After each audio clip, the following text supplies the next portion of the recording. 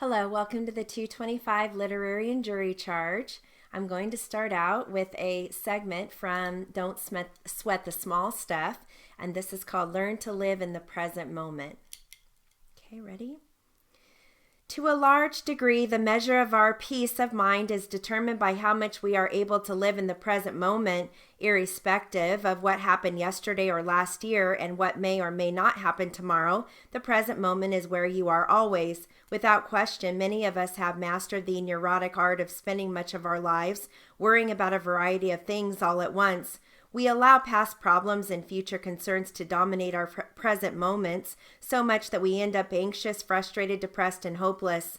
On the flip side, we also postpone our gratification, our stated priorities, and our happiness, often convincing ourselves that someday will be a better day. Unfortunately, the same mental dynamics that tell us to look forward to the future will only repeat themselves so that someday never actually arrives. John Lennon once said, "Life is what's happening while we're busy making other plans."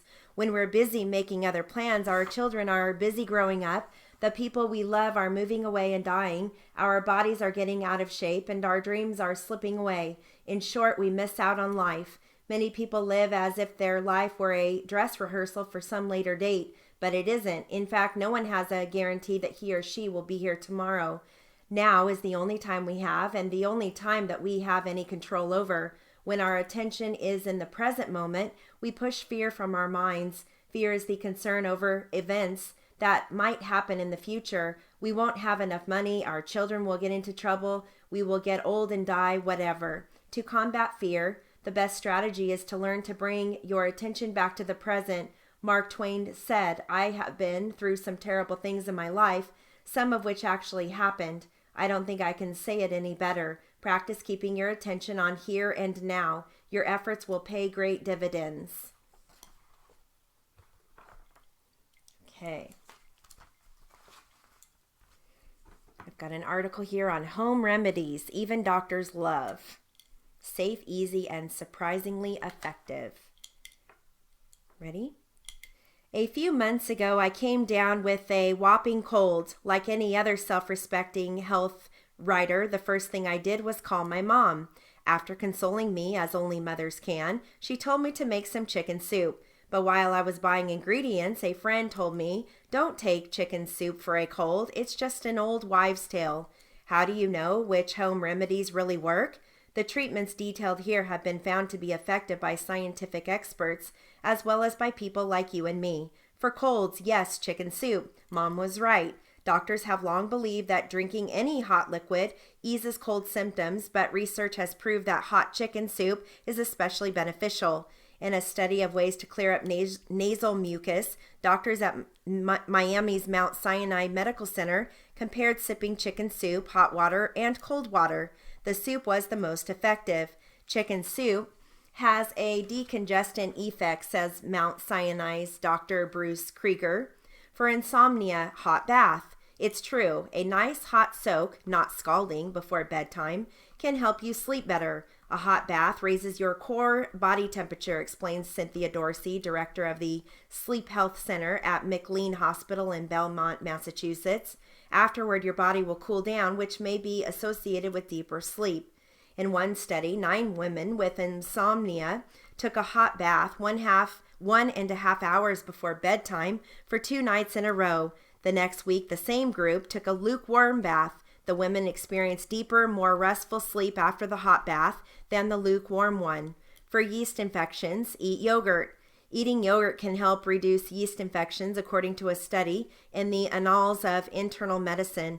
The acidophilus cultures in yogurt help create a more normal bacterial environment, says Dr. Mary Kim Brunel, an OBGYN specialist at Brigham and Women's Hospital in Boston. She recommends eating a cup of yogurt every day. Just be certain it says contains live acidophilus cultures on the label. For nausea, eat ginger. Ginger can do more than just add zip to cakes and cookies. The herb that can also help relieve nausea. In one Danish study of 30 women with morning sickness, most of them felt less nauseated after taking ginger.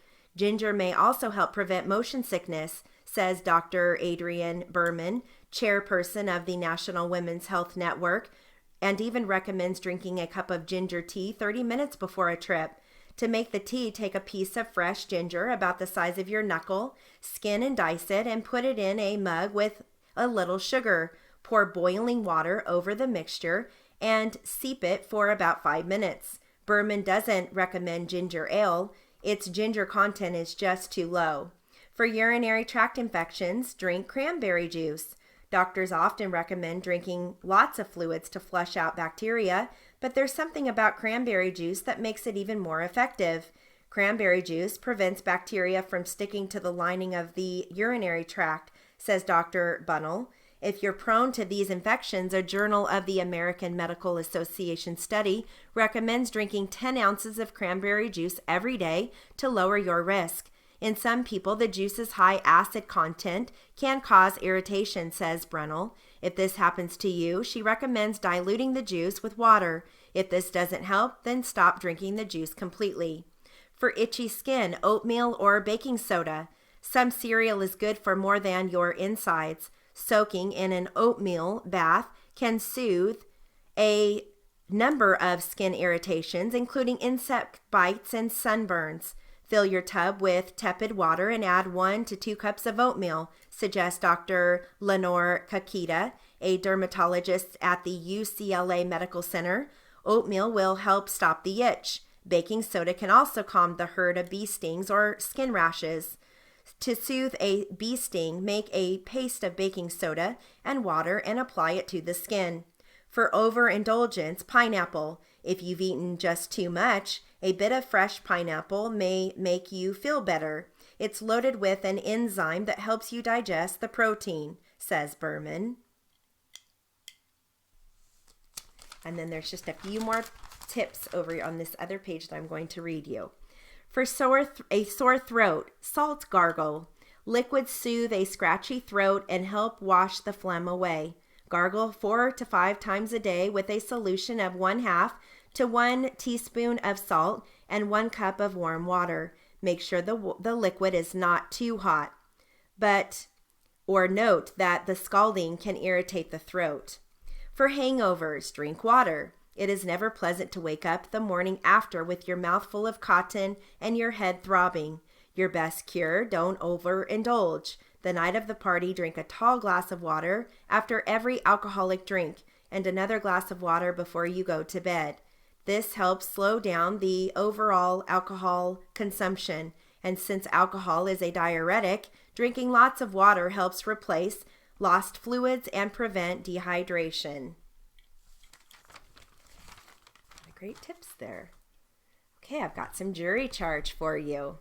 The subject here is income tax refund. Okay, ready? This is a companion case to number 78, which was also decided today. During the war in Iraq, petitioner manufactured engine bearings. In 2004, petitioner expanded its plant in an effort to decrease the output of these essential war products. At the same time, it applied to the War Production Board for certification that the various additions were necessary in the interests of national defense. However, the board granted certificates of necessity for only a part of the cost of the petitioner's new facilities. In its income tax return for 2004, petitioner exercised the privilege such certification conferred by taking as a deduction a sum based on the accelerated amortization of that part of the costs, which had been certified by the board. In 2011, the Commissioner of Internal Revenue asserted a deficiency against petitioner on the grounds unrelated to the present controversy. Petitioner subsequently filed a petition for the redetermination with the tax court, claiming that it was entitled to a refund for overpayment of the income taxes in 2004. The amount of this overpayment was calculated on the basis that petitioner was entitled to accelerate the amortization of the full cost of those facilities covered by the board's partial certifications. Petitioner contends that the board was not authorized to certify only a part of the cost of a facility when the board had determined that the facility as a whole was necessary to the national defense. The tax court granted the petitioner's claim, but the Second Circuit Court on appeal reversed the decision, holding that petitioner had forfeited its right to challenge the board's accusation by waiting too long after the accepting of the tax benefits of the partial certificates to attack their validity. For reasons stating in our opinion in case number 78, we hold that the board was empowered to issue certificates covering only a part of the cost of petitioner's improvements. Accordingly, we affirm the judgment of the Court of Appeals.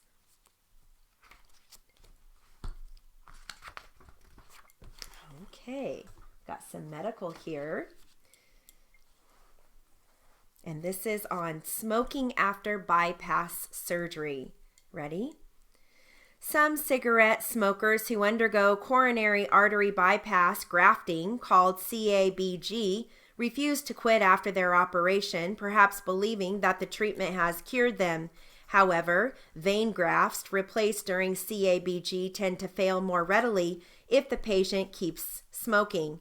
Now, a long-term study has shown that regardless of whether they have undergone CABG, patients with coronary disease who continue to smoke have a higher mortality than their non-smoking counterparts. During the 1990s, in a trial called the Coronary Artery Surgery Study, 780 patients with coronary artery disease were randomly assigned to either medications or CABG to relieve their symptoms. After 10 years, patients who were initially randomized to medical therapy with the opinion of later bypass or option of later bypass surgery had a somewhat higher survival rate if they quit smoking than if they continued to smoke. However, after CABG, a large difference was noted in several rates between quitters and smokers. Those who gave up cigarettes had a 10-year survival rate of 84%, compared with 68% for those who continued smoking. In other words, giving up cigarettes after CABG decreased the deaths by about half.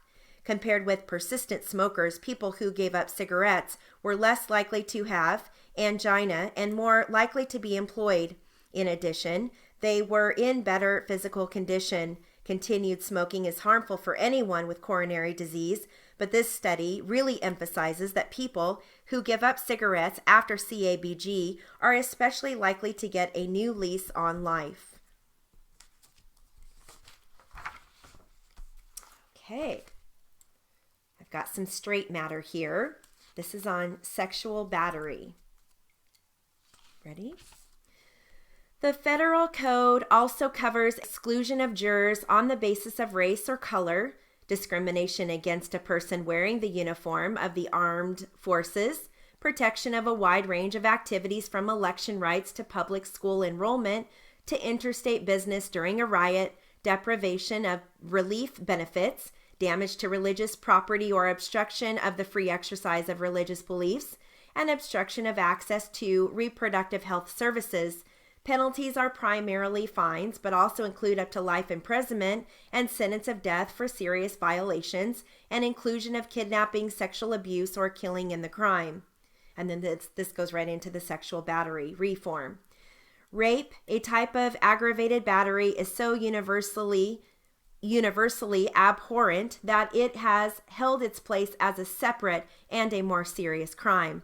Unlawful sexual intercourse against the victim's will by force or threat of immediate force could be punished by death, until Coker v. Georgia, 1977, declared the death penalty for rape unconstitutional. The ultimate nature that makes this offense so serious makes it difficult to discuss and evaluate. Rigid perceptions of gender roles have also hindered a willingness to be more open in discussing sex crimes. Recently, however, reforms in social attitudes have reached the law, expanding protection against a greater variety of offenses, and placing greater emphasis on the harm to the victim. New statutes increasingly reflect the following changes. Victim testimony. Sexual offense trials often pit the word of the victim against the word of the defendant. Traditionally, the victim's credibility had to be bolstered by evidence of her previous chastity, and corroboration of the witnesses. Her believability dwindled further with any delay in reporting the crime. Now, rape shield laws prevent evidence of the victim's prior sexual activity from being introduced in court unless it is relevant to consent. Children can testify in some courts via videotape or with the aid of anatomically correct dolls to make the experience less traumatic for them. Statutes of limitations restricting the time period in which prosecution must be started have been eliminated for sexual offenses against children in 11 states and eliminated without regard to age for the most serious sexual offenses in an additional 6 states. Many other states have extended the time limits. Corroboration may be circumstantial. These changes are not without problems. A defendant's Sixth Amendment right to confront the accuser may be diminished by videotaped testimony. Expert opinion that rape trauma syndrome may cause the victim to repress the experience, making difficult the identification of the offender and reporting of the crime, is not admissible in some courts as a still questionable and prejudicial theory. Such changes may interfere with the defendant's right to a speedy trial, as well as with the timely gathering of evidence. Definitions. The old requirement of utmost resistance from the victim has given way to reasonable resistance, taking into account the risk of death or serious injury against overwhelming force or threat, as well as psychological factors. State versus Studham, Utah, 1997. The expectation that all sexual offense victims are female and all offenders male is beginning to change because of the reality of homosexual rape and the involvement of women as accomplices in rape and aggressors in sexual contact cases. New gender-neutral statutes attempt to cover all participants, and definitions have been expanded to include oral, anal, and vaginal penetration, as well as other forms of sexual contact. Okay, so there's more of that, but we'll stop there. I'm going to read from Awaken the Giant Within. Okay. All right, here we go. Ready? In Unlimited Power, I made it abundantly clear that the most powerful way to shape our lives is to get ourselves to take action. The difference in the results that people produce comes down to what they've done differently from others in the same situations. Different actions produce different results. Why? Because any action is a cause set in motion, and its effect builds on past effects to move us in a definite direction. Every direction leads to an ultimate destination, our destiny. In essence, if we want to direct our lives, we must take control of our consistent actions. It's not what we do once in a while that shapes our lives, but what we do consistently. The key and most important question then is this: what precedes all of our actions? What determines what actions we take and therefore who we become, and what our ultimate destination is in life? What is the father of action? The answer, of course, is what I've been alluding to all along: the power of decision. Everything that happens in your life, both what you've thrilled with and what you've been challenged by, began with a decision. I believe that it's in your moments of decision that your destiny is shaped. The decisions that you're making right now, every day, will shape how you feel today, as well as who you're going to become in the future and beyond. As you look back over the last 10 years, were there times when a different decision would have made your life radically different from today, either for better or for worse? Maybe, for example, you made a career decision that changed your life, or maybe you failed to make one. Maybe you decided during the last 10 years to get married or divorced. You might have purchased a book or attended a seminar, and as a result, changed your beliefs or actions. Maybe you decided to have children or to put it off in pursuit of a career. Perhaps you decided to invest in a home or a business. Maybe you decided to start exercising or give it up. It could be that you decided to stop smoking. Maybe you decided to move to another part of the country or take a trip around the world. How have these decisions brought you to this point in your life? Did you experience emotions of tragedy and frustration, injustice, or hopelessness during that last decade of your life? I know I certainly did. If so, what did you decide to do about them? Did you push beyond your limits or did you just give up? How have these decisions shaped your current life path? Man is not the creature of circumstances. Circumstances are the creatures of men. More than anything else, I believe it's our decisions, not the conditions of our lives, that determine our destiny. You and I both know that there are people who were born with advantages. They've had genetic advantages, environmental advantages, family advantages, or relationship advantages.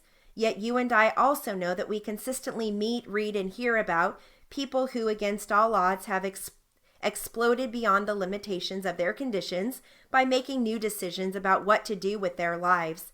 They've become examples of the unlimited power of the human spirit. If we decide to, you and I can make our lives one of these inspiring examples. How? Simply by making decisions today about how we are going to live and beyond.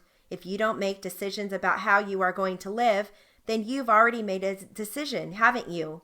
You're making a decision to be directed by the environment instead of shaping your own destiny. My whole life changed in just one day, the day I determined not just what I'd like to have in my life or what I wanted to become, but when I decided who and what I was committed to having and being in my life. That is a simple distinction, but a critical one. Okay, that concludes our literary and jury charge for the 225 class. Have a great day.